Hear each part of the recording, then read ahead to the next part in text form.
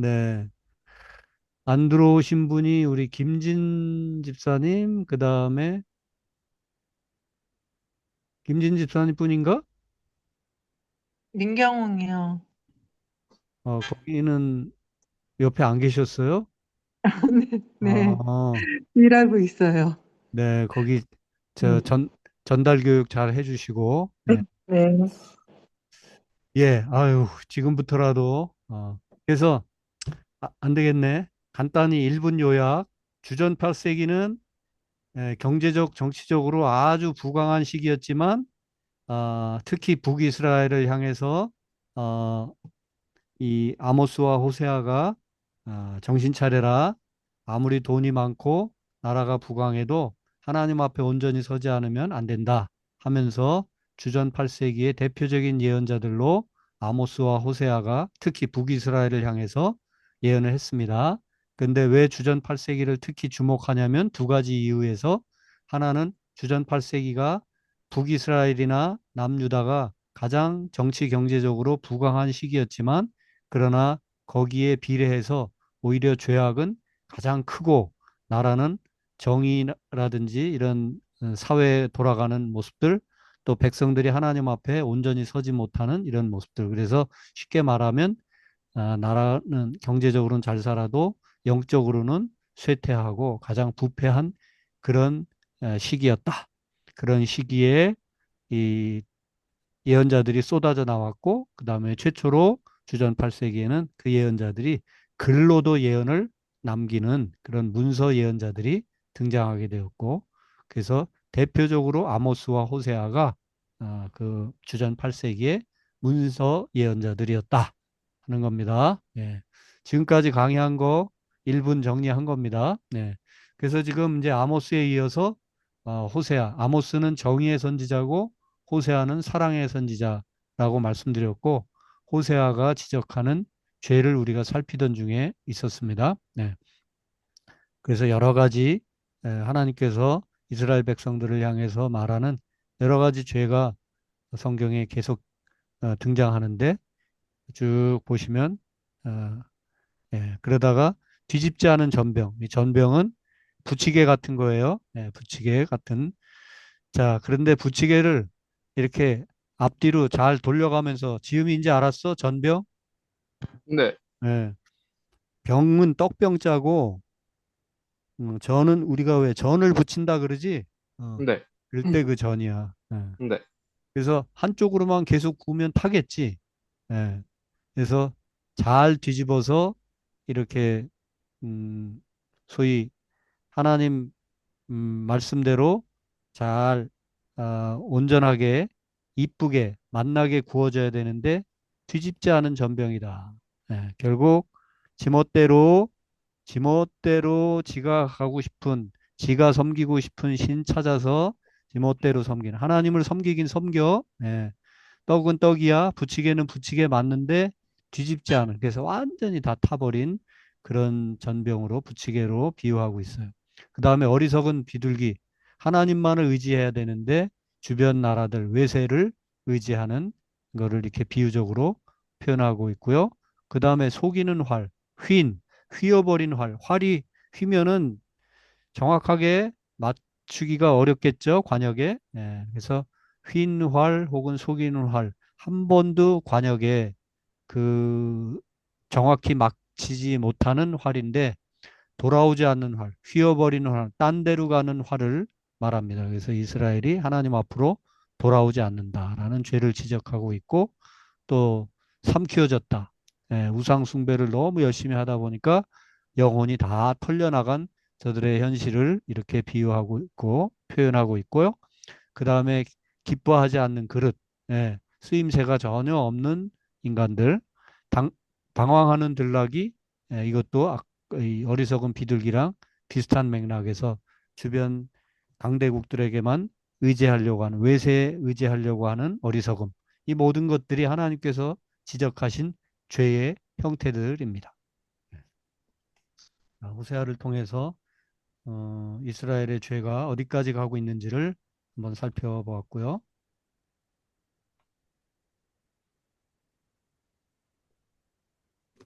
음, 자, 그다음에 주전 8세기의 예언자 이사야 약간의 그 뒤세대라고도 볼 수 있는데 그러나 어쨌든 주전 8세기에 활동을 시작했습니다. 예, 그리고 이제 북쪽 이스라엘을 예언한 아모스와 호세아에 비해서 지금부터 나오는 예언자들은 남쪽 유다에서 예언을 하는 사람들입니다.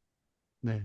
근데 이사야서는 어, 이 학자들의 연구에 따라서 이사야 66장까지 내용을 보면 이사야라는 이름으로 전혀 다른 시대, 세 시대의 예언이 담겨 있는 것을 확인하게 됩니다. 우리가 읽어봐도 한국말로 읽어봐도 충분히 확인할 수 있어요. 예, 그래서 어, 뭐 이사야가 뭐 몇백 년 살았다는 거야? 이렇게 의심을 합리적인 생각을 하는 사람들은 당연히 이제 그런 생각을 벌써 이사야서를 읽다 보면 질문을 던질 수밖에 없게 되고 그래서 결국은 결론부터 말씀드리면 이사야는 아, 북, 북이스라엘이 아수르에게 멸망하기 직전, 그러니까 주전 8세기의 상황을 담은 남유다, 주전 8세기 상황에서 남유다에 예언한 예언. 그 다음에 또 하나는 결국은 남유다가 포로로 끌려가잖아요. 이건 주전 몇 세기예요? 500, 587년에 바벨론에 망하고 끌려가잖아요. 그러니까 주전 6세기가 돼요. 예, 벌써 8세기에서 이사야 40장에서 55장까지 얘기는 주전 6세기 얘기로 갑니다. 그리고 56장에서 66장은 포로에서 귀환한 뒤의 얘기니까 주전 6세기 후반이나 혹은 주전 5세기까지 갑니다. 그러니까 이렇게 시대가 차이가 많이 나는 이야기들이 이사야서라는 이름으로 하나로 묶여 있기 때문에 학자들은 제1 이사야, 제2 이사야, 제3 이사야 이런 식으로 나눠서 시대를 구분하고 합니다. 예, 그래서 뭐 이사야가 그러면 이사야라는 사람이 세 명이 있었나 뭐 혹은 한 명이 있었는데 그 이사야라는 이름에 에, 실어서 많은 예언의 내용을 하나로 이사야서로 묶었나 아무도 정확한 답을 드릴 수는 없어요. 그러나 어쨌든 어, 어떤 시대에 특히 이제 우리는 요 지금 주전 8세기경의 이사야 첫 번째 제일 이사야에 일단 집중하면서 이사야라는 사람이 주전 8세기에 등장해서 남유다 상황에서 남유다를 향해서 예언하는 거기서부터 우리가 시작을 하고 그 이사야 이름에 맞춰서 포로기와 포로 귀환 후에 예언 내용까지 이사야서의 문서로 이렇게 남게 되었다. 이렇게 한번 좀 뭐 대략적으로 정리를 해볼 수가 있겠습니다. 그래서 일단은 대표적으로 제1 이사야의 시대적 배경을 보면 1장부터 39장까지의 내용인데요. 열왕기하 18, 19장을 또 비교해 보시면 알 수 있겠습니다. 네. 간단히 얘기해서 북이스라엘이 아수르에게 멸망했잖아요. BC 721년에. 그 멸망하기 직전부터 멸망한 이후까지 북이스라엘을 봤잖아요, 지금. 어떻게 하다가 나라가 저렇게 다 통째로 망하고, 어? 신흥 강대국 아수르에게 저렇게 잡아먹히는지를 뻔히 봤잖아요. 바로 그런 상황에서, 그런 비슷한 상황을 우리 남유다도 겪을 수 있다 하면서 강력하게 유다를 향해서 예언한 그런 이사야를 확인할 수가 있습니다. 그래서 북이스라엘이 아수르에게 멸망하기 직전부터 멸망 후 BC 7세기 초 무렵까지 남유다의 남유다 왕으로 치면 우시아, 요담, 아하스, 히스기야까지 이어지는 이 시기. 예, 이때 이사야가 주로 활동을 했죠. 그래서 히스기야 왕 얘기를 읽다 보면 이사야의 지도를 잘 받고 또 북이스라엘을 어, 패망시킨 아수르의 위세에 눌려서 힘겨워하는 그런 모습들 만나게 되죠. 그런데 너무 힘드니까 성전의 보물들을 아수르에게 내주면서 어떻게든 버텨보려고 그런 또 애를 쓰는 어떤 히스기야가 남유다 왕 중에서는 비교적 어떤 선한 왕으로 또 종교 개혁을 일으킨 왕으로 기록되어 있지만 이런 또 아픔들, 아수르의 위협에 눌려서 성전 보물들을 아수르에게 건네줄 수밖에 없는 그런 안타까운 이야기도 이사야 선지자와 관련해서 우리가 읽어낼 수가 있습니다. 네. 예, 히스기야 왕의 질병 얘기는 아시죠? 예, 병에 걸려 죽게 됐지만 어, 소위 면벽기도 그 창문을 향해서 앉아서 간절히 기도함으로 아마 그 창문을 향해 계속 그 방향으로 쫓아가면 거기 성전이 있지 않았을까 그렇게 충분히 생각해 볼 수 있습니다. 그래서 성전을 향하여 하나님을 향하여 간절히 기도하고 그가 15년 수명을 연장받는 그런 이야기도 우리가 성경에서 대할 수 있습니다. 네. 자, 그런데 이 히스기야 왕의 아들이 누구죠? 히스기야 왕의 아들이 므낫세입니다. 이 므낫세가 남유다 왕 중에 최장 그 제위, 그러니까 왕위에 제일 오래 있었던 55년간을 왕위에 있었던 그런 왕인데 므낫세가 가장 오래 있으면서 가장 최악의 왕이었다는 거. 예. 전설에 의하면 바로 이 므낫세가 이사야 선지자를 톱으로 잘라 죽인 그런 전설이 흘러내려오고 있습니다. 예, 그러니까 대략 아시겠죠? 요담, 아스, 우시아부터 우시아, 요담, 아스, 히스기야 그리고 죽음은 그의 아들 므낫세에 이르기까지 그렇게 므낫세에게 죽기까지 그 시대를 살았던 선지자가 이사야 선지자입니다. 참고로 요때 퐁당퐁당 예, 우시아가 나쁜 왕, 요담이 조금 좋은 왕, 아하스 나쁜 왕, 히스기야 좋은 왕, 히스기야 아들 므낫세 나쁜 왕. 퐁당퐁당해. 무슨 최후. 퐁당퐁당 무슨 말인지 알겠죠? 어, 못 알아들었지? 네. 좋은 왕, 나쁜 왕, 좋은 왕, 나쁜 왕, 좋은 왕, 나쁜 왕 그렇게 갔다고. 어? 퐁당퐁당, 퐁당퐁당. 지음이 알아들었어요? 네. 예. 그래서 이렇게 2대 3대 할아버지가 좋은 왕이고 아버지도 좋은 왕이고 본인도 좋은 왕이고 이렇게 가면 좋은데 한 번도 그렇게 못 가고 아빠는 잘했는데 아들이 또 엉망치고 그 다음 아들은 좀 잘하나 싶은데 또 그 다음 아들은 또 엉망치고 그렇게 그 결국 이게 뭐예요? 나라가 잘 되는 길이에요? 잘 되지 않는 길이에요. 지금 계속 뭔가 남유다도 북이스라엘이 멸망하는 걸 봤고 정신 차려야 되는데 그 뒤로 한 백 몇십 년 더 가긴 가는데 계속 조금씩 끼울고 있는 거예요. 끼우는 중에 히스기야 왕 때 목덜미 잡고 야 우리 정신 차리자 해서 뭔가 나라가 새로워지는 듯 했어요. 그런데 다시 그의 아들 므낫세 그리고 아몬은 뭐 잠시 왕을 했기 때문에 거의 의미가 없고 그래서 므낫세 55년간 완전히 나라가 진짜 엉망이 되는데 진짜 마지막 목덜미 잡고 한 번 더 불꽃을 일으킨 게 므낫세 아몬 다음에 요시아 왕입니다. 요시아 왕이 종교 개혁을 통해서 이제 남유다를 야 이제 뭔가 좀 새롭게 부활시키고 길이 열리나 싶었는데 요시아 왕으로 끝이었어요. 물론 왕은 몇 명 되어 내려가죠. 여호아스, 여호야김, 여호야긴, 시드기야 4명. 손자까지 잠깐 갔다가 다시 시드기야는 요시아 왕의 아들이거든요. 그러니까 아들 대 요시아 왕이 마지막 불꽃을 태우고 아들 대에 결국 남유다도 그 막을 내리고 바벨론 포로로 끌려가게 되는 겁니다.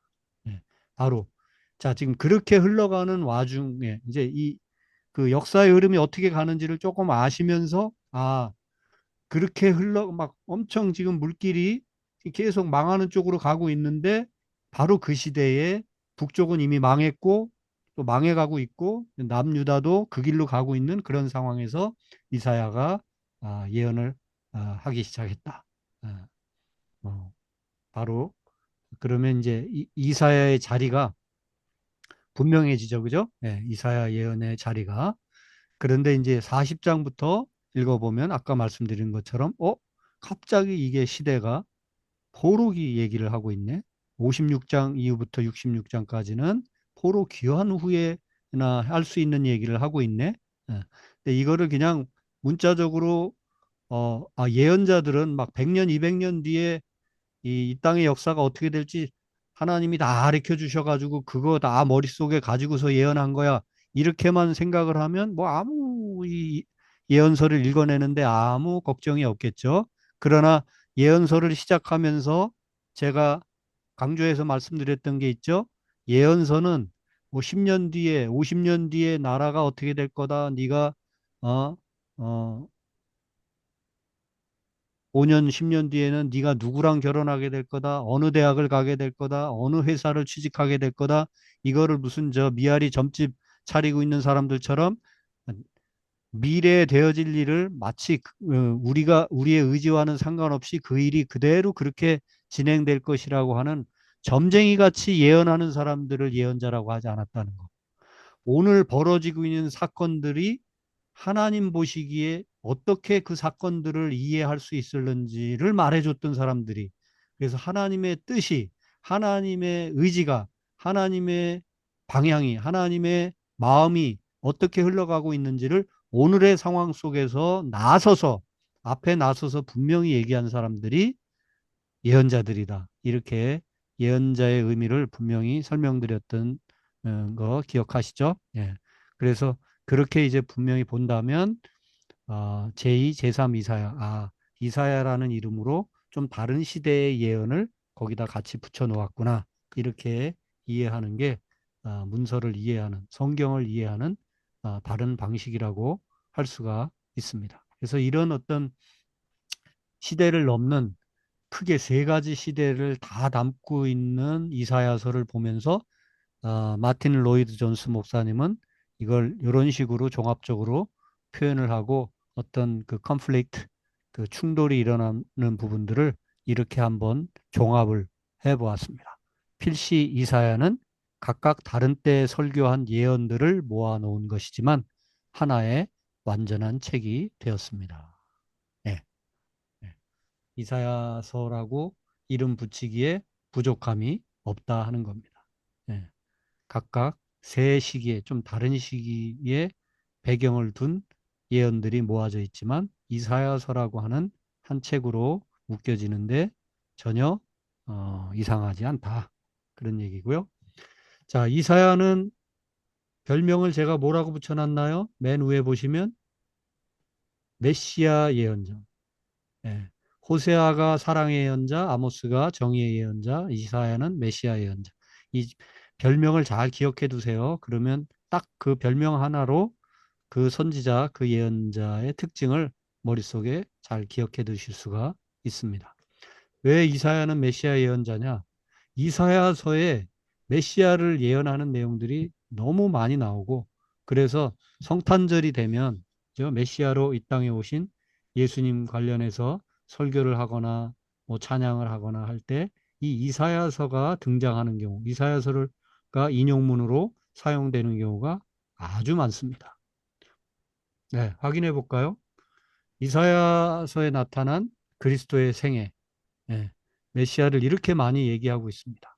이사야 7장 14절 보라 처녀가 잉태하여 아들을 낳을 것이고 이사야 9장 6절 이는 한 아기가 우리에게서 낳고 한 아들을 우리에게 주신 바 되었고 뭐 기타 등등.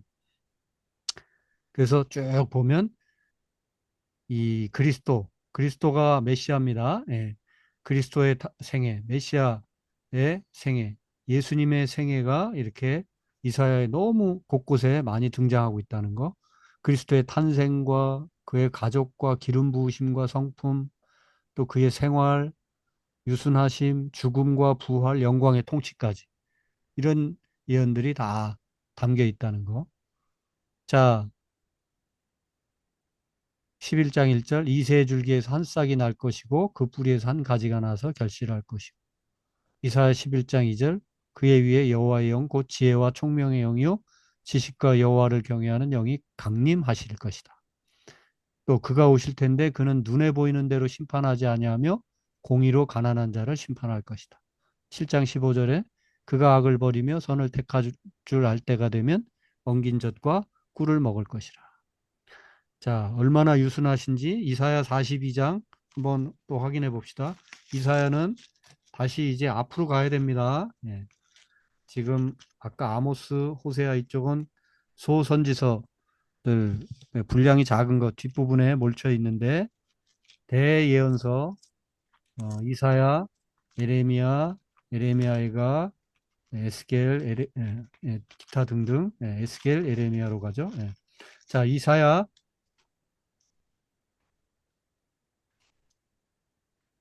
예, 예레미야, 에스겔, 다니엘로 가죠. 죄송합니다. 예. 자, 이사야 폈나요? 42장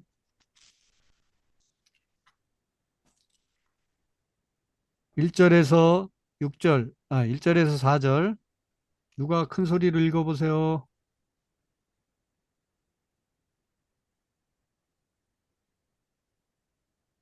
누가 나의 종을 보아라. 그는 내가 붙들어주는 사람이다. 내가 택한 사람, 내가 마음으로 기뻐하는 사람이다. 내가 그에게 나의 영을 부어주었으니 그가 문 민족에게 공의를 베풀 것이다. 그는 소리치거나 목소리를 높이지 않으며 거리에서는 그 소리가 들리지 않게 할 것이다. 그는 상한 갈대를 꺾지 않으며 꺼져가는 등불을 끄지 않으며 진리로 공의를 베풀 것이다. 그는 쇠하지 않으며 낙담하지 않으며 끝내 세상에 공의를 세울 것이니 먼 나라에서도 그의 가르침을 받기를 간절히 기다릴 것이다. 네, 감사합니다. 새 한글인가요? 네. 세 네. 번역이요. 세 번요. 네.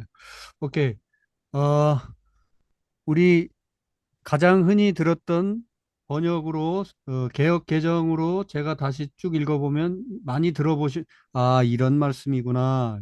내가 붙드는 나의 종 내 마음에 기뻐하는 자 곧 내가 택한 사람을 보라 내가 나의 영을 그에게 주었은즉 그가 이방에 정의를 베풀리라. 여기서부터 그는 외치지 아니하며 목소리를 높이지 아니하며 그 소리를 거리에 들리게 하지 아니하며 상한 갈대를 꺾지 아니하며 꺼져가는 등불을 끄지 아니하고 진실로 정의를 시행할 것이며 쇠하지 아니하며 낙담하지 아니하고 세상에 정의를 세우게 이르리. 많이 들어보셨죠? 예, 교회 대충 아무리 대충 다녀도 1년에 한두 번씩은 꼭 들어보는 그런 구절. 예? 쇠하지 아니하고 낙담하지 아니하고 상한 갈대를 꺾지 아니하고 얼마나 유순하신 그런 그리스도가 오실 것인가를 예언하고 있습니다. 네. 그 다음에 이사야 53장 또 볼까요? 1절에서 6절까지. 우리가 얼마나 자주 들었던 그런 말씀인지 여기 또 확인할 수 있는데 한 절씩 또 돌아가면서 읽어볼게요. 제가 1절 읽습니다. 우리가 전한 것을 누가 믿었느냐? 여호와의 팔이 누구에게 나타났느냐? 읽어보세요. 누구든 한 절씩. 그는, 그는 주 앞에서 자라나기를 연한 순 같고 마른 땅에서 나온 뿌리 같아서 고운 모양도 없고 풍채도 없은즉 우리가 보기에 흠모할 만한 아름다운 것이 없도다. 네, 그는 사람들에게 멸시를 받고 버림을 받고 고통을 많이 겪었다. 그는 언제나 병을 앓고 있었다. 사람들이 그에게서 얼굴을 돌렸고 그가 멸시를 받으니 우리도 덩달아 그를 귀하게 여기지 않았다. 네, 다음. 는 실로 우리의 질고를 지고 우리의 슬픔을 당하였거늘 우리는 생각하기를 그는 징벌을 받아서 하나님에게 맞으며 고난을 당한다 하였도다. 그러나 그가 찔린 것은 우리의 허물 때문이고 그가 상처를 받은 것은 우리의 악함 때문이다. 그가 징계를 받음으로써 우리가 평화를 누리고 그가 매를 맞음으로써 우리의 병이 나았다. 네. 6절에 우리는 다 양 같아서 그릇 행하여 각기 제 길로 갔거늘 여호와께서는 우리 모두의 죄악을 그에게 담당시키셨도다. 많이 들어본 말씀이죠, 이 말씀도. 예. 그는 그의 찔림은 우리의 허물 때문이요 그가 상함은 우리의 죄악 때문이라. 예, 그가 징계를 받음으로 우리는 평화를 누리고 그가 채찍에 맞음으로 우리는 나음을 받았도다. 예, 예, 이런 말씀들이 지금 이사야서에 그냥 곳곳에 있다는 거예요.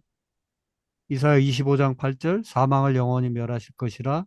또 11장에 보면 특히 6절에서 11절 여기도 한번 확인해 볼까요? 이사야 32장에는 한 왕이 공의로 통치하게 될 것이다 하고 11장으로 다시 가보면 이사야 11장도 11장 6절에서 11절인데 여기도 한 절씩 또 읽어봅니다. 6절 제가 읽습니다. 그때 이리가 어린 양과 함께 살며 표범이 어린 염소와 함께 누우며 송아지와 어린 사자와 살찐 짐승이 함께 있어 어린아이에게 끌리며. 암소와 곰이 함께 먹으며 그것들의 새끼가 함께 엎드리며 사자가 소처럼 풀을 먹을 것이며 젖먹는 아이가 독사의 구멍에서 장난하며 젖된 어린아이가 독사의 굴에 손을 넣을 것이라. 네, 더 계속 갑시다. 9절 누가 읽어주세요. 나의 거룩한 산 모든 곳에서 서로 해치거나 파괴하는 일이 없다. 더 있는데. 아, 물이 바다를 채우듯 주님을 아는 지식이 땅에 가득하기 때문이다. 네, 거기 물이 바다 덮음 같이 그 찬송도 있잖아요. 노래도 물이 바다를 덮음 같이 여호와를 아는 지식이 세상에 충만할 것입니다. 10절 11절 봅시다. 10절 그날에 이새의 뿌리에서 한 싹이 나서 만민의 기치로 설 것이요 열방이 그에게로 돌아오리니 그가 거한 곳이 영화로우리라. 네, 거기까지만 볼게요. 네, 이런 식으로 어, 그리스도의 영광의 통치까지 탄생에서부터 죽으시고 부활하시고 영광의 통치까지 다 들어있는 그 소위 메시아 예언서라고 할 수 있어요. 그래서 이사야는 메시아 예언자다 이렇게 말해도 틀림이 없겠습니다. 네. 그래서 이사야에 보면은 특히 조금 더 앞으로 가면 5장 한번 보실까요? 네. 5장에 보면 어, 이스라엘의 6가지 잘못된 열매를 지적하고 있습니다. 예. 자, 첫 번째는 탐욕이에요. 8절 가옥에 가옥을 이으며 전토에 전토를 더하여 빈틈이 없도록 하고 이 땅 가운데서 홀로 거주하려 하는 자들은 화 있을진저. 예. 욕심이 얼마나 큰지 집 한 채로는 모자라요. 두 채, 세 채, 네 채 다 가옥에 가옥을 이으며 전토에 전토를 더하며 땅 뭐 몇백 평, 몇천 평 가지고 있는 거로는 성이 안 차요. 계속. 뭡니까? 계속 부동산 투기해서 집을 늘리고 땅을 늘려야만 하는 것들. 예. 그리고 남들이 어떻게 살든 상관없이 나 혼자 떵떵거리고 살겠다. 홀로 거주하려 하는 자들 화 있을진저. 예. 탐욕을 지적하고 있고요. 11절, 12절에 하나님 일에 무관심한 12절 그들이 연회에는 수금과 비파와 소고와 피리와 포도주를 갖추었어도 여호와께서 행하시는 일에는 관심을 두지 아니하였다. 예, 하나님의 일에 무관심했다. 일일이 다 찾아볼 게는 시간이 지금 많이 흘러가고 있어서 18절, 19절만 먼저 확인해 볼게요. 거짓으로 끈을 삼아 죄악을 끌며 술의 줄로 함같이 죄악을 끄는 자는 화 있을진저. 그들이 이르기를 그는 자기의 일을 속속히 이루어 우리에게 보게 할 것이며 이스라엘의 거룩한 이는 자기의 계획을 속히 이루어 우리가 알게 할 것이라 하는도다. 뭡니까? 아예 하시려면 하라고 어? 이스라엘의 하나님을 조롱하는 사람들. 예, 신앙의 냉소주의죠. 예. 그 다음에 윤리의식이 실종됐다, 교만하다, 뇌물만을 찾는다, 이런 내용들이 이 이사야 5장에 보면 포도원 노래로 시작해서 8절 이하의 사람들이 저지르는 악한 일들을 이렇게 하나하나씩 지적해 주고 있어요. 6가지 잘못된 열매가 지적되고 있는데 이게 5장의 이야기입니다. 그래서 심판을 너희들이 피하기가 어렵겠구나 이런 얘기인데, 심판은 뭐와 같다? 심판은 이 예언서를 공부하면서 여러분, 심판이 죽은 뒤에나 오는 것처럼, 여기서 멀쩡히 잘 살다가 딱 죽기 일보 직전에 회개하고 그러면 되겠구만, 내 멋대로 인생을 살다가 죽기 직전에 마치 한편 강도처럼 그때 회개하고 가면 되겠구나, 그렇게 생각하는데, 심판은 죽은 뒤에나 오는 것이 아니라 심판은 이렇게 정의할 수 있습니다. 하나님의 불가피성에 뛰어드는 것으로, 마치 뜨거운 물에 손 넣지 말라는 말을 듣고도 손을 집어넣는 것과 같다. 하나님이 뭐 심판하시려고 어디 이상한데 뭐 희한한 불구덩이를 만들어서 거기다 갖다 집어넣고 죽은 다음에야 거기 어딘지 모를 그곳으로, 지옥이라는 데를 가고, 그게 심판이 아니고, 심판은 이미 하나님이 하지 말라고, 그게 죽는 길이라고 했는데 그 길에 들어선 것, 벌써 심판이 시작된 거예요. 뜨거운 물에 손 넣으면 죽는다 그러는데 뜨거운 물에 손을 넣어버린 거예요. 벌써 손은 타들어가고 있는 거예요. 녹아내리고 있는 거죠. 그게 심판이라는 거예요. 심판이 나중에 온다고만 생각하는 것이 아니라 지금 심판이 벌써 임하고 있는 거죠. 예언자들은 그걸 보고 있는 겁니다. 예. 바로 이렇게 어두운 시대에 예언자로 살아가는 이사야. 개인적으로는 어두운 시대를 살지만 개인적으로는 어떻게 보면 가장 빛나는 인생을 살았다고 볼 수가 있죠. 그 어두운 시대 속에서 하나님의 음성, 다들 하나님에게 등 돌리고 지멋대로 살아가는 그 시대에 하나님의 음성을 듣고 하나님의 사람으로 부름받아서 그 일을 감당했던 사람이니까. 예. 근데 이사야도 이사야 이 6장은, 이제 5장은 그 당시의 죄악상을 말해주고 있는 거고, 이사야 6장에서는 바로 그 죄악의 시대에 한 사람, 이사야라는 사람이 하나님의 그 스피커로 부름받는 그런 장면이 6장에 나옵니다. 시대는 어떤 때냐? 우시아 왕, 아주 악한 또 왕이었죠. 우시아 왕이 죽던 해에 어둠이 깊어서 깊어서 아주 그 끝까지 가고 있던 그런 상황 속에, 뭐 이렇게 보면 좋겠어요. 예.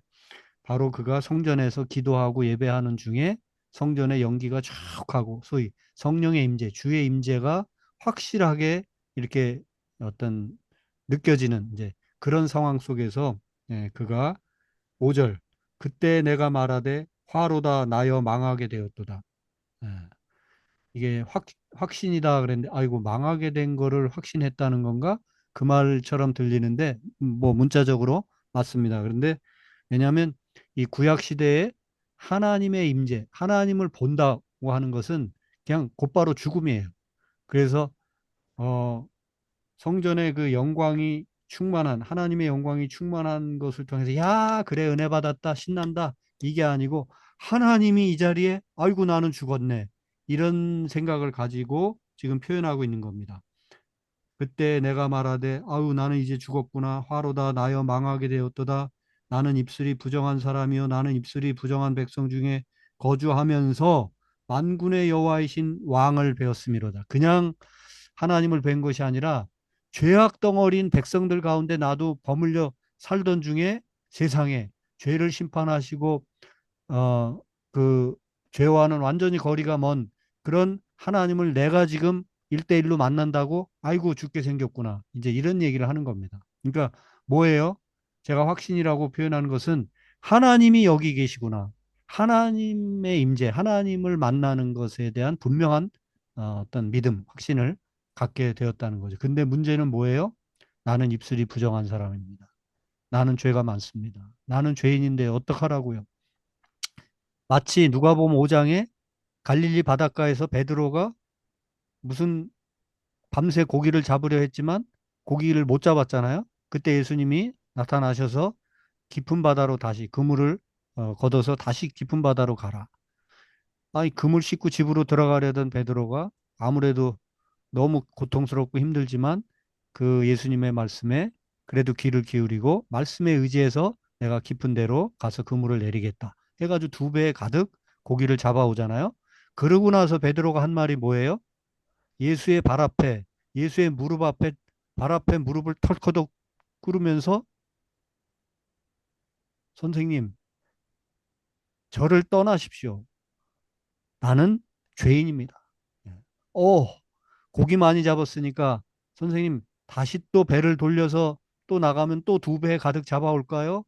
이렇게 말하지 않았다는 거예요. 그 놀라운 일 속에서 나는 죄인입니다. 나는 이렇게 의로우신 당신과 같은 분하고 깨끗하신 당신 앞에 이렇게 가까이 있을 만한 사람이 못 됩니다. 나는 죄인입니다. 이런 고백을 하잖아요. 그러나 예수님은 바로 그래 이제 네가 고기 낚는 어부에서 사람 낚는 어부로 너를 부른다. 나를 따라와라. 이렇게 부르시잖아요. 마치 그런 대목을 나는 죄인입니다. 이 죄악의 세상에 버물려 지내면서 여기껏 살아왔습니다. 그런데 하나님이 여기 계시다고요? 뭐 이런 얘기죠. 예. 그래서 하나님의 임재를 확신하면서 그러면서도 한편으로는 나는 입술이 부정한 사람입니다. 죄인입니다.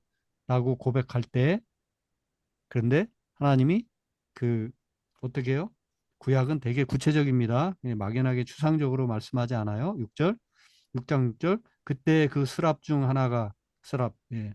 거기 조각돼 있는 이 천사상 같은 거죠. 예. 스랍 중 하나가 부젓가락으로 제단에서 잡은 바 핀 숯, 그러니까 숯인데 그냥 숯이 아니라 불이 뻘겋게 붙어 있는 숯. 그 숯을 들고 그 숯을 내 입술에다 대면 내 입술을 지졌다. 예. 불로 지지면서 네 악이 제하여졌고 네 죄가 사하여졌다. 예. 그래서 이제 하나님께서 친히 정결케 해주시는 과정. 그러자 이제 그 앞에 나는 부정한 사람입니다 하며 쭈릭할 하던 이 이사야가 내가 여기 있나이다 나를 보내소서 하고 이제 하나님의 부르심에 응답하는 그런 대목. 그래서 헌신. 그리고 이제 6장 9절 상반절에 보면 여호와께서 이르시되 네가 이제 가서 이 백성에게 이르라 이런 표현이 있죠. 그래서 가라 명하시는 소위 사명자의 길로 떠나보내시는 하나님의 모습, 그 사명을 받고 가는 이사의 모습. 그래서 확신하고 고백하고 정결케 되어서 헌신자로 나서고 그리고 사명의 길로 들어서는 이사야의 모습을 볼 수가 있습니다. 그래서 이사야 능력의 비결은 바로 이러한 과정을 충분히 거쳐서 주의 일들을 감당했다고 하는 거죠. 네. 어, 이 미가까지 해야 되는데 제가 간단히 얘기하면 미가는 시골 선지자입니다. 자, 아모스 정의의 선지자, 호세아 사랑의 선지자, 이사야 무슨 선지자? 메시아 선지자. 그리고 미가는 시골 선지자예요. 성경에 보면 모레셋 사람 미가 이렇게 표현하는데 모레셋은 뭐 우리로 치면 이게 시골 동네 어디 이렇게 예루살렘에서 남서쪽인가요? 쪽으로 유대 평야 쪽으로 한참 가면 그 시골 한 시골의 이름입니다. 그래서 시골 선지자라고 이렇게 생각하면 되겠습니다. 키 센텐스는 6장 8절. 지음아 한번 큰 소리로 읽어봐줘. 요절. 네, 요절 사랑아 주께서 선한 것이 무엇임을 내게 보이셨나니 여호와께서 내게 구하시는 것은 오직 정의를 행하며 인자를 사랑하며 겸손하게 내 하나님과 함께 행하는 것이 아니냐. 네. 거기 이렇게 기울어서 제가 표현하는 구절 특히 다 보면은 결국 하나님이 이스라엘 백성들에게 오늘 우리에게 기대하시는 것은 말로만 머리로만 떠드는 신앙이 아니라 행하는 doing을 원하신다는 거예요. 오직 정의를 행하면 여호와께서 구하시는 게 이거라는 거예요. 정의를 행하며 doing이죠. 인자를 사랑하면 사랑을 베풀기를 doing하며 그다음에 겸손하게 내 하나님과 함께 행하는 것이 아니냐. 결국 행하는 거예요. 그런데 정의를 또 인자 사랑을 근데 태도는 겸손하게 그리고 누구와 함께 하나님과 함께 행하는 것. 이게 하나님이 우리에게 구하시는 것, 기대하시는 것이다. 네, 바로 이 미가 선지자가 한 유명한 말씀이죠. 그리고 미가 선지자도 이런 그 뭡니까? 복음서나 이런 데서 어, 인용이 왕왕 되고 있는데, 왜냐하면 아, 그 이런 말씀이 미가가 예언한 바 있기 때문에 그래요. 작은 마을 베들레헴 에브라다야, 너는 유다 족속 중에 작을지라도 이스라엘을 다스릴 자가 내게서 나올 것이다. 이런 소위 여기도 메시아 예언을 하게 되는데, 특히 작은 마을에서 온 이스라엘을 다스릴 훌륭한 구원자가 나오게 될 것이다. 이런 예언을 했기 때문에 미가가 인용되곤 합니다. 또 마태복음 10장에 보면 미가 7장 6절에서 나온 아들이 아버지를 멸시하고 딸이 어머니를 대적하며 이런 세상의 악한 모습들을 또 지적한 바 있는데, 그것도 예수님이 이 미가 선지자의 메시지를 인용한 적이 있고요. 그 다음에 이 미가 3장 12절 본문은 얼마 뒤에 따라오는 에레미야 선지자가 자신의 그 예언서에서 또 이 미가 선지자의 말을 이렇게 인용해서 다시 또 반복하는 것을 확인할 수가 있습니다. 네, 미가 선지자까지 우리가 살펴보았습니다. 여기까지가 북이스라엘의 아모스 호세아, 북이스라엘 향한 예언 아모스와 호세아, 그리고 남유다를 향해서 예언한 이사야, 미가. 여기까지가 주전 8세기의 예언자들이라 할 수 있겠습니다. 그리고 여러분들이 아는 대로 바로 이들은 자신의 이름을 건 문서로 예언서들이 등장하게 되는 최초의 문서 예언자들, 가장 대표적으로 북쪽의 아모스와 호세아, 그리고 이사야, 미가가 이제 뒤를 따르는 모습을 우리가 확인하게 되었습니다. 네, 시간이 많이 가서 이 정도 마치고요. 다음에 계속해서 남유다를 향해서 예언한 이제 예언자들 계속 살피고, 포로 귀환 후의 예언자들 좀 또 살피도록 하겠습니다. 네, 여기까지. 혹시 질문이나 하실 말씀? 최우, 오래간만에 해보니까 어때요? 음, 뭐, 재밌었습니다. 아까 그 말씀하신 것 중에 이사야가 메시아 예언자라고 했는데 어, 정말 그 시대의 최악의 시대에 어, 정말 어, 하나의 정답이나 하나의 솔루션이 필요할 때 이제 어, 이런 예언을 함으로써 어, 희망을 주게 된 게 아닌가 그런 네, 생각이 듭니다. 예, 좋은 얘기 했어요. 제가 나중에 다음번에 이제 좀 더 다시 얘기하겠지만, 어쨌든 어두운 시대에 이렇게 살아서는 안 된다고 강하게 어떤 질책, 비판하는 역할도 예언자들이 했지만, 어, 너무 어두운 시대에서는 비판만 한다고 되는 게 아니잖아요. 그 살 길을, 지금 솔루션, 좋은 얘기 했는데, 살 길을 뭔가 보여줘야지. 그래서 지금 심판이 코앞에 와 있지만, 그러나 궁극적으로는 하나님이 우리를 구원하실 것이다. 우리가 다 쫄딱 망한다 하더라도 나중에 언젠가는 결국 하나님의 구원의 역사가 펼쳐져야만 하고 펼쳐질 것이라고 하는 희망의 메시지. 이사야뿐만 아니라 예언자들은 강력한 그 크리틱을 하면서도 어느 한 구석에 꼭 어떤 희망의 단초 이런 것들을 남겨둔 그런 것을 확인할 수가 있게 되는데, 그 하나님의 품성이 그렇기 때문에 하나님의 마음을 안고 예언하는 그 예언자들은 하나같이 다 그렇죠. 어떻게 몽둥이질만 할 수 있겠어요.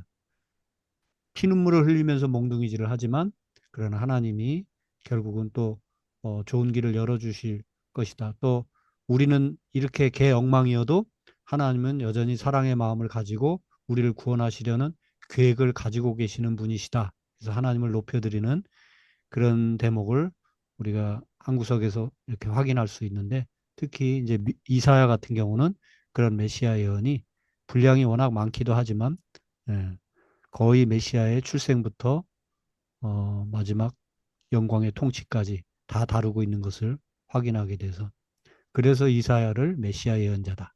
그런 말을 그런 별명을 붙일 수 있는 거죠. 네. 오케이. 김미정 사모님 혹시 뭐 다 우리가 얘기 안 해도 됩니다만은 질문이나 뭐 있으신 분들 있으면 저는 아까 그 이스라엘 멸망의 예언을 당시에는 매우 허황되게 들렸을 가능성이 높다는 게 좀 많이 와닿았어요. 네, 왜냐면 그때가 참 부강했던 때고, 네, 그래서 계속 멸망을 예언하지만, 아니, 우리가 이렇게 지금 잘 살고 있는데, 무슨 말도 안 되는 소리야라고 했던 게, 어, 참, 어, 그런 부강하고 여유 있는 것들이 사람을 교만하게 하고 하나님 앞에서 겸손하지 못하게 하는구나. 하나님이 정말 이 모든 부강함이 결국에 하나님께로부터 왔다는 것을 인정하지 않는, 뭐 하나님께로부터 왔기 때문에 언제든 앗아가실 수도 있다는 것을 모르는 그런 무지한 상황이 되는구나라는 네, 생각을 했습니다. 그래요. 그러니까 잘 나갈 때 조심해야 되고 특히 그 잘 나간다는 표현은 대부분 어떤 내적인 풍요로움이 아니라 껍데기가 잘 나가고 있는 거죠. 네, 그야말로 주전 8세기는 남이나 북이나 껍데기는 휘황찬란했지만 내적으로는 가장 부실했던 시기였고 바로 그럴 때 우리 각자 개인도 그런 내면의 소리, 하나님이 들려주시는 소리를 듣지 못하면 그죠? 껍데기만 왕성하게 되는 그런 헛길로 가게 되는 거죠. 예. 예. 또 혹시 하실 말씀 있으 네. 하나 궁금한 게 있는데요, 한 가지. 네네. 예. 질문하세요. 성경의 예언자 순서가 어떤 순서로 정해졌는지 그게 좀 궁금하거든요. 네. 시대순이 아니잖아요, 지금은. 그래서 성경의 예언자가 좀 시대 순으로 해놓으면 좋았을 것 같은데, 해놓을까요? 그죠? 예. 완전히 시대 순은 또 아니고, 예. 그래서 성경의 예언서는 시대 순이라기보다는 그냥 뭐죠? 어, 대예언서와 소예언서 이렇게 나눴고 일단 그러니까 분량이 많은 예언서와 또 분량이 적은 뭐 십 몇 장 그 이상 넘어가지 않는 소예언서로 일단 크게 분류를 했어요. 예.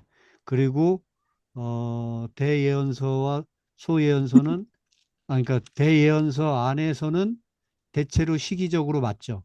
이사야, 예레미야, 에스겔, 다니엘 뭐 이런 식으로 시기적으로 그 안에서는 어느 정도 비슷하게 맞고 그 다음에 이제 어, 소예언서를 보시면 호세아부터 시작하잖아요.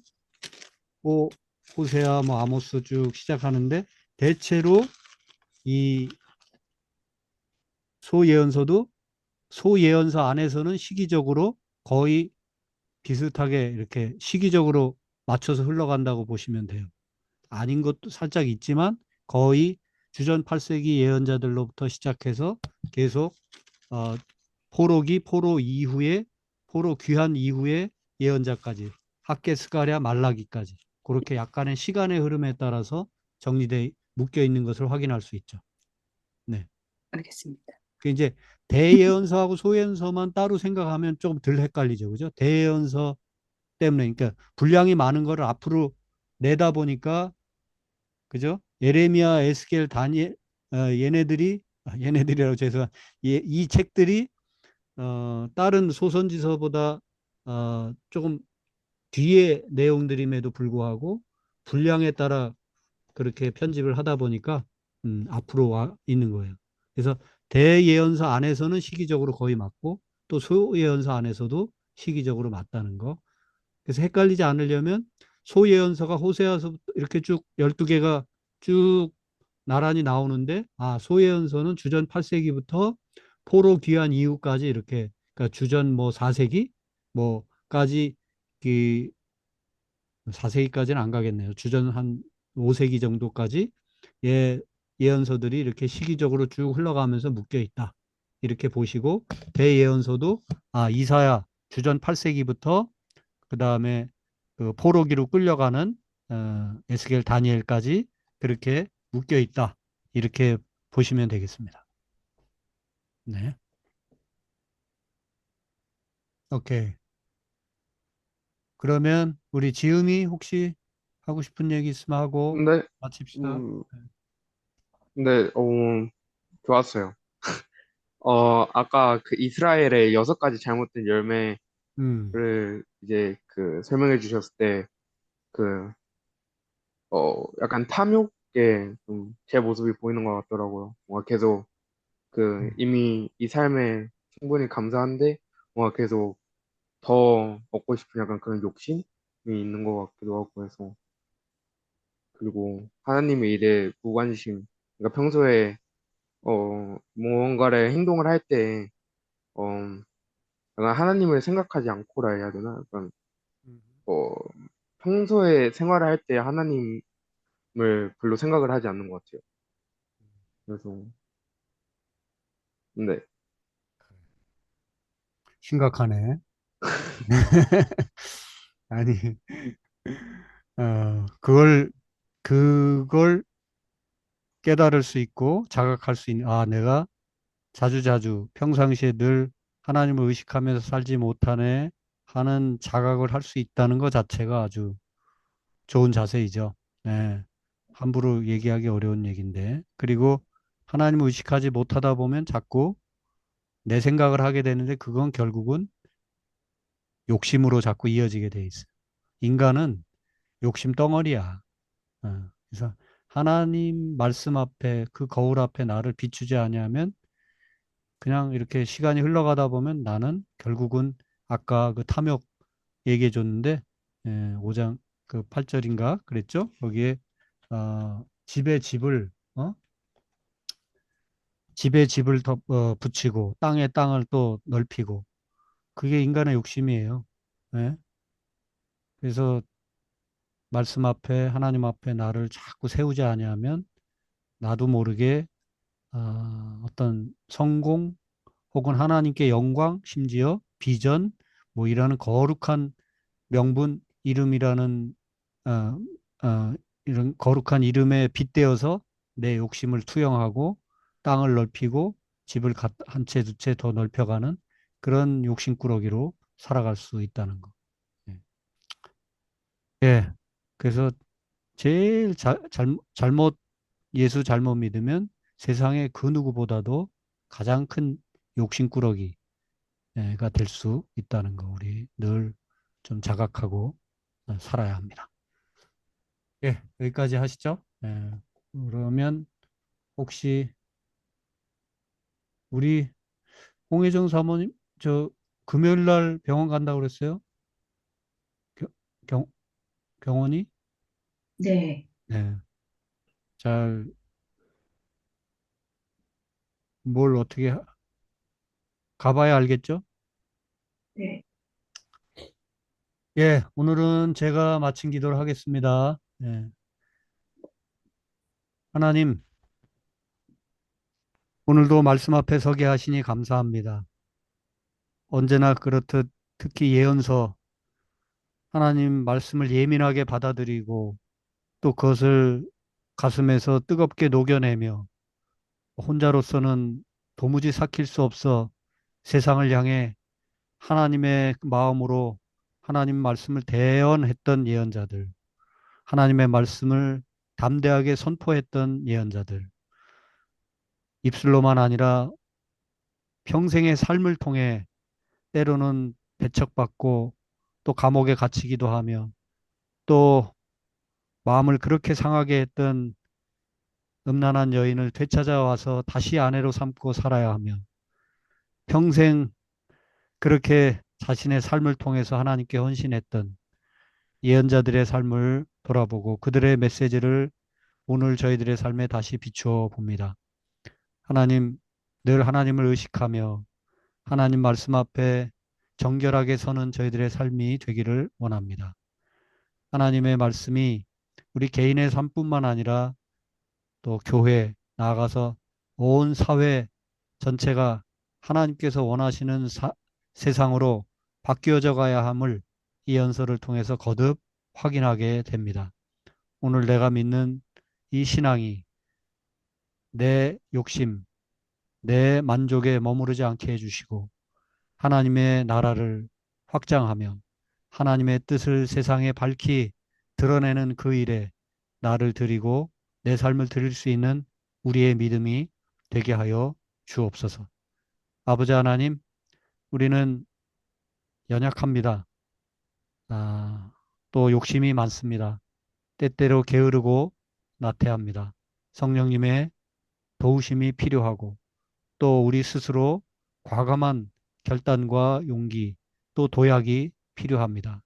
그리고 꾸준한 노력도 필요합니다.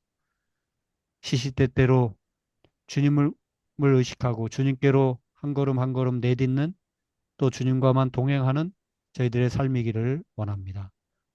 몇 번 더 남은 이 예언서 공부를 통해서 우리의 삶이 더욱더 추스려지고 하나님 앞에 온전한 그릇으로 다듬어지는 시간이 되게 하여 주옵소서. 아버지, 우리 또 함께 기도하기는 우리 경원이 또 금요일 또 병원에 갑니다. 하나님께서 친히 또 확인시켜 주시고 어루만져 주시고 또 회복의 은총을 덧입혀 주시기만을 간절히 빌고 원합니다. 어떠한 상황 속에서도 하나님이 우리와 늘 함께 하심을 믿고 또 우리를 새롭게 하시고 또 고쳐주시고 회복시켜 주시는 좋으신 하나님이신 것을 저희들이 믿고 나아가오니 또한 성도의 함께 드리는 기도가 하나로 엮여져서 하나님 앞에 상달되고 하늘에서 이루어진 것처럼 또한 이 땅에서 이루어지는 그 복이 우리가 누려야 할 복임을 다시금 고백합니다. 주께서 역사하여 주시기만을 간절히 빌고 원합니다. 우리 엄마 아빠의 마음에도 하나님 찾아가 주시고 하늘의 위로와 소망으로 채워 주옵소서. 아버지, 오늘 이렇게 예언서 또 공부를 하고 이제 잠자리에 듭니다. 이 밤에도 평안한 안식을 저희들에게 허락해 주시고 다음 주에 또 반갑게 좋은 얼굴로 만날 수 있도록 한 주간에도 주님 동행해 주시옵소서. 감사드리옵고 우리 구주 예수 그리스도의 이름으로 기도드립니다. 아멘. 아멘. 네, 수고하셨습니다. 네. 감사합니다. 감사합니다. 안녕히 계세요. 네, 좋은 밤, 구테 나트. 자, 꺼야 되겠죠?